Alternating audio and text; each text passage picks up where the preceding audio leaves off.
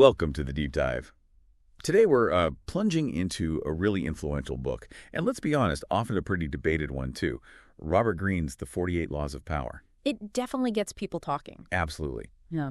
Our mission, like always, is to sort of cut through the noise, pull out the most important nuggets of knowledge from this quite formidable book, and give you a shortcut to really understanding these sometimes intricate power dynamics. We'll be pulling insight strategies, even some surprising historical bits directly from his pages. It's a book that really sparks conversation. At its core, The 48 Laws of Power, it's an exploration of the mechanics of influence. It focuses pretty relentlessly, actually, on how power is gained, how it's wielded, and ultimately how it's maintained. Right. And Greene doesn't just, theorize. He brings these laws to life, these incredible stories from history. We're talking figures like Machiavelli, Sun Tzu, even Queen Elizabeth I. It really turns the theory into something like a practical playbook, often by diving right into the raw realities of human nature and how people try to manipulate and influence each other. Okay, I have to admit, reading some of these laws, they can feel, well, pretty cutthroat. They can, yeah. So for someone listening, maybe someone who isn't aiming to be like a master political manipulator, what's the real practical value here? Why should you engage with this material? That's a really important question. And I think the value for you isn't necessarily about adopting every single law, like you said, but more about understanding the dynamics underneath. The ones that are always at play, really, in all sorts of environments. Okay. So firstly, it gives you these profound insights into how power actually operates, whether that's, in your personal relationships or the hierarchy at work or even bigger social structures. Makes sense. Secondly, it really sharpens your strategic thinking. It gives you a kind of framework to navigate complex social, even political landscapes, just with more awareness. Right, seeing the moves. Exactly. And maybe most critically, it fosters this really powerful sense of self-awareness because once you recognize these patterns, you become much better equipped to protect yourself from potential manipulation. It's a bit like learning the rules of chess, even if you decide not to play aggressively yourself. Okay, so if we zoom out a bit. Yeah. What's the overarching philosophy here? What's the big picture takeaway Greene is trying to give us from all these laws put together? Well, if you tie it all together, Greene basically posits that power is fundamentally a social game. A game. Yeah, a game that demands strategy, cunning, and crucially, this acute ability to read people and situations. A central lesson, a really vital one, is adaptability. Being able to shift your tactics, pivot, respond to changing circumstances, that's presented as paramount for maintaining influence. Okay, adapt or lose power. Pretty much. And maybe the most consistently emphasized principle is emotional control. Mastering your own emotions, and just as importantly, accurately understanding the emotions of others. These are shown as absolutely essential for playing the power game effectively. All right, let's dive into some of these specific laws then, because this is where Greene's advice gets really fascinating, often quite surprising, and yes, sometimes totally counterintuitive. Absolutely. It pushes against our instincts sometimes. It really does. And these laws, they give you these distinct frameworks for understanding and, yes, influencing human behavior. They offer a unique lens to view your everyday interactions through. Let's start with his approach to strategic concealment, which isn't just about hiding things, is it? It's more like actively building a perception, almost like a psychological magic trick. That's a good way to put it. First up, conceal your intentions. Why is keeping people in the dark so powerful? What does that actually look like in practice? Well, Greene makes a really compelling case for keeping people off balance by just never revealing your true purpose. His argument is if they have no clue what you're really up to, they just can't formulate an effective defense. They can't anticipate your next move. And it's more about strategic omission, not necessarily outright lying. You might use smokescreens, maybe employ some false sincerity, or practice what he calls selective transparency sharing, just enough to build a kind of trust, but keeping crucial details hidden. So you're controlling the information flow. Exactly. The real insight isn't just hiding, it's forcing others to operate in this information vacuum. It puts them on the back foot, constantly guessing, which ultimately gives you control. So if controlling what you don't say is key, Greene then pushes us to actively create intrigue. Suggesting a little mystery goes a long way, which leads right into cultivating an air of mystery to increase your perceived value. How does that work? The basic idea is that what's unknown or unexplained, Hmm. it creates intrigue, right? And that elevates your status. Greene suggests that by never making it completely clear what you're doing or thinking, you actually draw people in. This could mean things like selective silence, just leaving key things unsaid, or maybe hinting at hidden knowledge or some hidden depths you possess.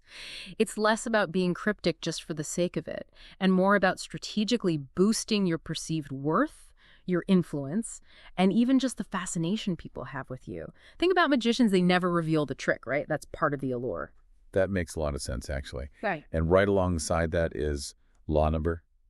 Yeah. The number is not important. Create an air of unpredictability to keep others off balance.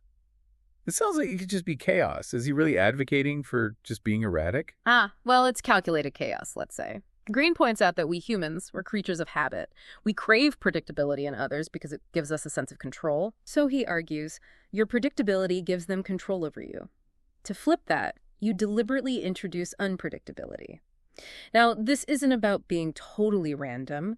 It's more about strategically alternating behaviors, maybe kind one moment, stern the next, changing your routines, perhaps even occasionally acting against your own perceived interests, just to confuse people. Okay, so keep them guessing about your next move. Precisely.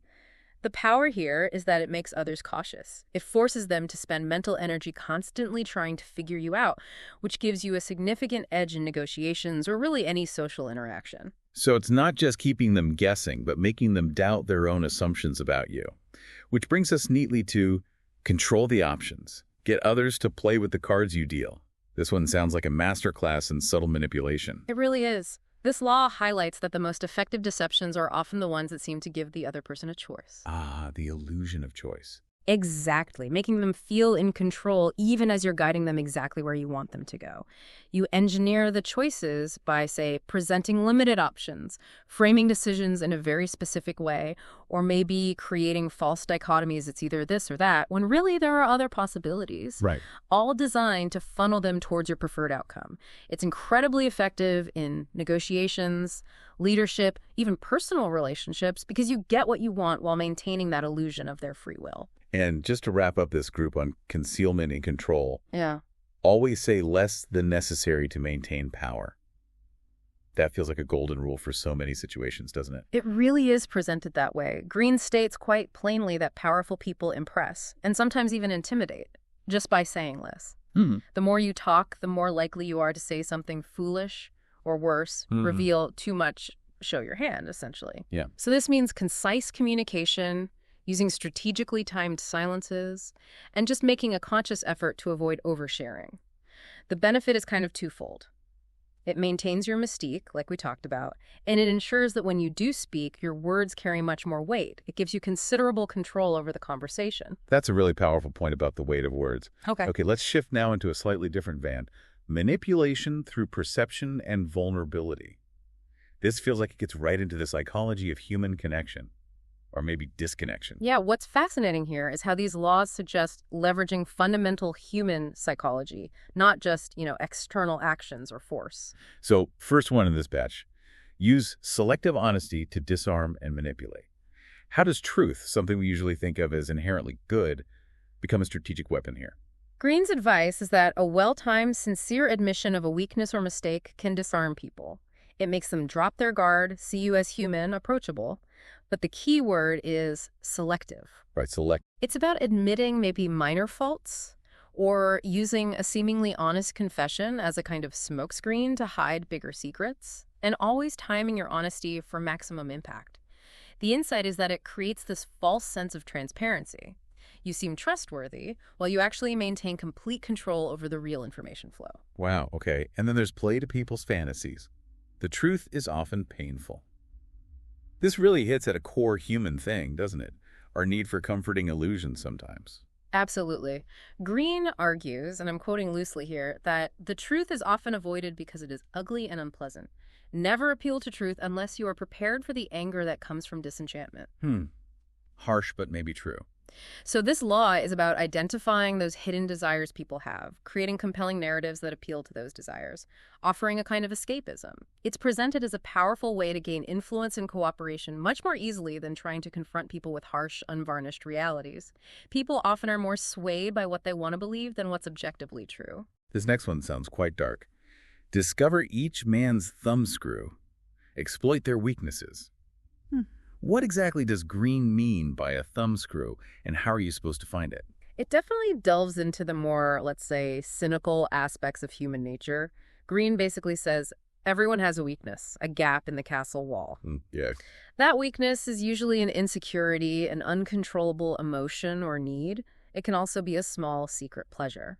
So the law encourages careful observation, active listening, maybe even subtly testing boundaries to find these vulnerabilities. You're probing. Yeah, essentially. Knowing someone's thumbscrew, as he puts it, gives you a significant advantage in interactions. It allows for potentially profound influence or even control. It's really about understanding what truly drives someone or what truly pains them. Let's shift again now, maybe to laws about achieving and maintaining dominance.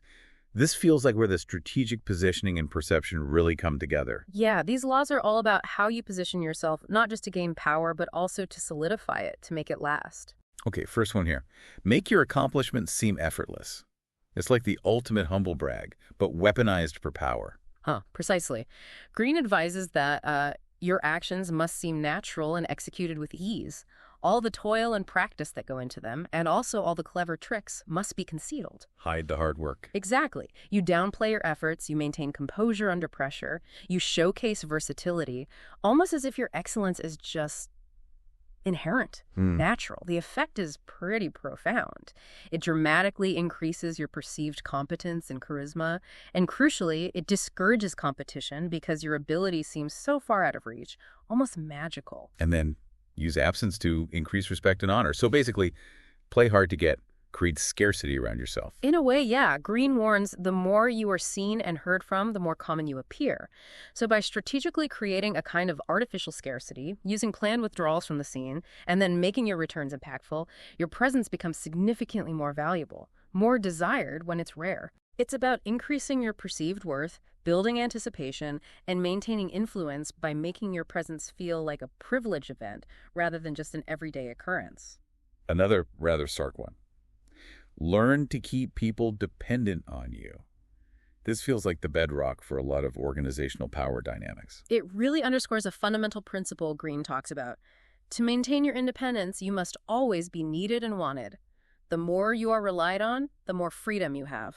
Interesting paradox. It is. And this involves things like developing unique skills others don't have, creating what Greene calls information asymmetry, basically, having crucial knowledge or unique access that others lack, which makes you indispensable. The gatekeeper. Kind of, yeah. It can even involve fostering emotional dependence.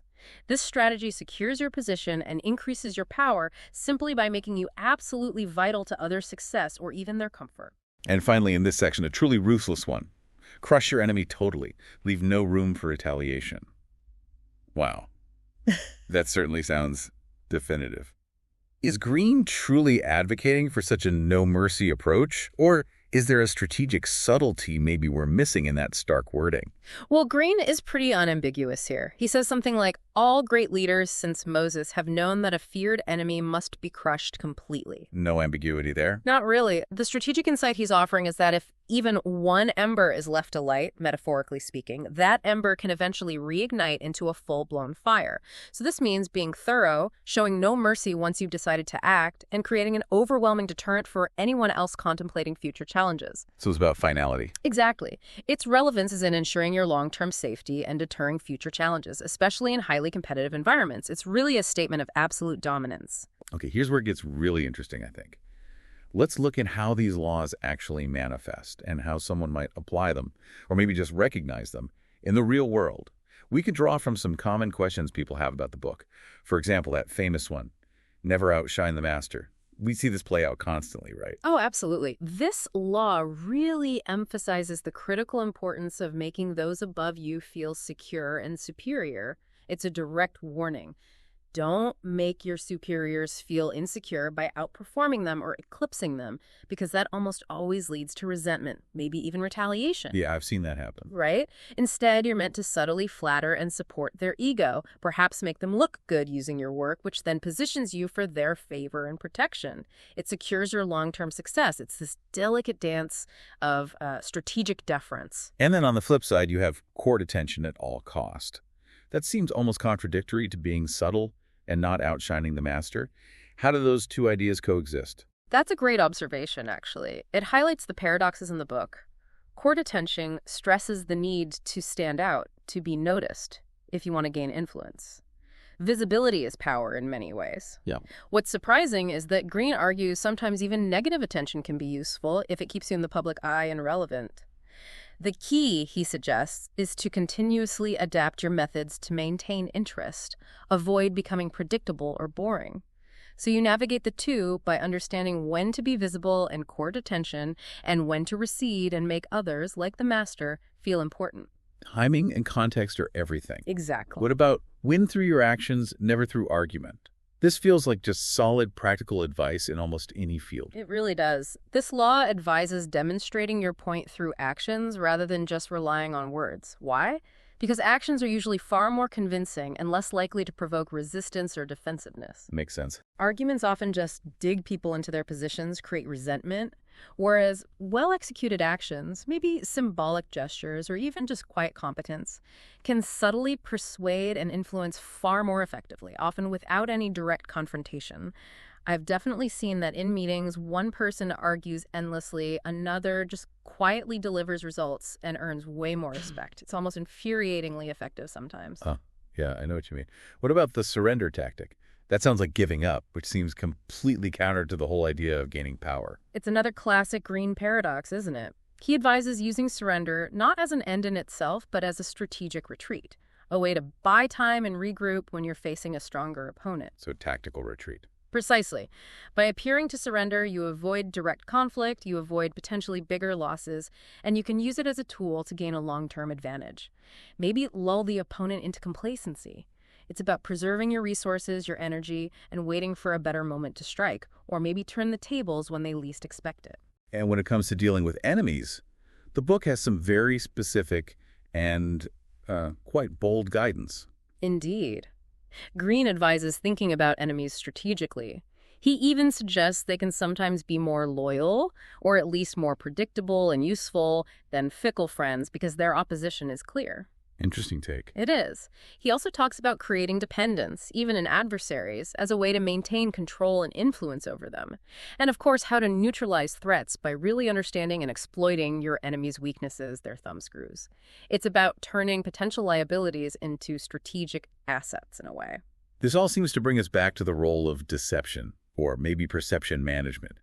How central is that to the whole philosophy of the 48 Laws of Power, considering everything we've discussed? Deception, or maybe more broadly, the management of perception, it really is presented as a foundational strategy. It's key for both gaining and maintaining power. It lets you manipulate situations to your advantage. Well, concealing your true intentions, as we discussed, keeps others off balance, unable to predict your moves.